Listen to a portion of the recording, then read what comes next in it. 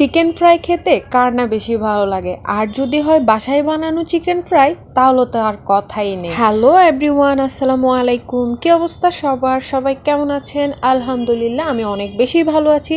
চলে আসলাম নতুন একটি রেসিপি নিয়ে। আমি কিভাবে ক্যাপসি স্টাইলে চিকেন ফ্রাই করি সেটাই আজকে আপনাদের সাথে শেয়ার করব। আশা করছি ভিডিওটি ভালো লাগবে। ফার্স্টে হচ্ছে আমি চিকেনটাকে আমার পছন্দ অনুযায়ী একটা শেপ করে কেটে নিয়েছি। বেশি বড় না আবার বেশি ছোট না, মিডিয়াম সাইজ করে হচ্ছে আমি কেটে নিয়েছি।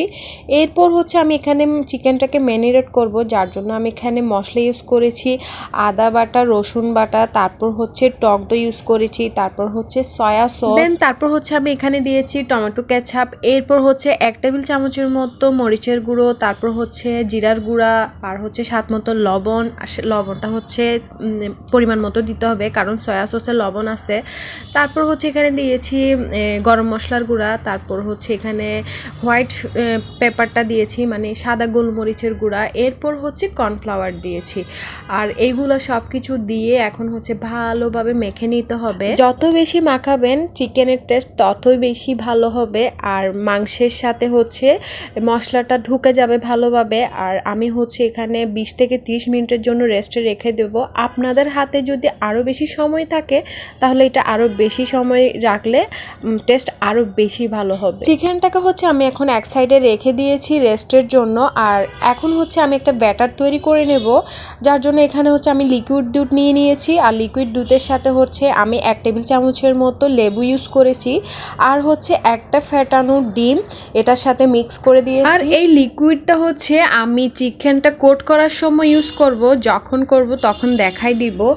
আর এখানে হচ্ছে আমি কোট করার জন্য মানে কোটিংয়ের জন্য প্রথমে হচ্ছে আমি ময়দা নিয়ে নিয়েছি, তারপর হচ্ছে এর সাথে লাল মরিচ আর হচ্ছে এই সামান্য পরিমাণে সাদা গোলমরিচের গুঁড়া আর হচ্ছে কর্নফ্লাওয়ার দিয়ে ভালোভাবে আমি মিক্স করে নেব। এখন এই চিকেন ফ্রাইটা আমি যেদিন বাসায় বানাবো সেদিন আমার বাচ্চারা অনেক বেশি খুশি হয়ে যাবে আর আঙ্গুল চেটে পুটে খেয়ে নেবে। আর আমার হাজব্যান্ড আর আমারও এই চিকেন ফ্রাইটা অনেক বেশি পছন্দের, যার জন্য বাসায় হচ্ছে আমি চিকেন ফ্রাইটা করে থাকি। আর বাইরের খাবার আমি তেমন একটা খাই না, আমি যা পারি হচ্ছে বাসায় বানানোর চেষ্টা করি। আর খুব সহজ ওয়েতেই কিন্তু আপনাদেরকে সব কিছু দেখানোর চেষ্টা করি, আর রেসিপিগুলো চাই যে সব কিছু সহজভাবেই করার। এনিওয়েজ এখন হচ্ছে আমি চিকেনগুলোকে কোট করে নিচ্ছি। আর প্রথমে হচ্ছে আমি ময়দার মধ্যে একটু কোট করে নিয়েছি, তারপর হচ্ছে ডিমের মিশ্রণটাতে দিয়ে দিয়েছি।